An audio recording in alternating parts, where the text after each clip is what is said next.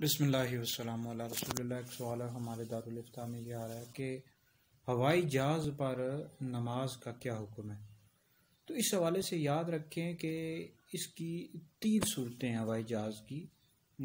एक सूरत तो ये है कि हवाई जहाज़ एयरपोर्ट पर खड़ा है। दूसरी सूरत यह है कि हवा में परवाज़ कर रहा है। और तीसरी सूरत यह है कि रनवे पर चल रहा है। तो पहली जो दो सूरतें हैं ना, एक तो हवा में परवाज़ कर रहा है और दूसरी सूरत यह है कि एयरपोर्ट पर खड़ा है। तो इस सूरत में आपकी नमाज हो जाएगी, यानी हवा में परवाज़ कर रहा है या एयरपोर्ट पर खड़ा है, नमाज हो जाएगी और नमाज दोहराने की भी ज़रूरत नहीं है। एक होती है तीसरी सूरत, तीसरी रनवे पर चल रहा है।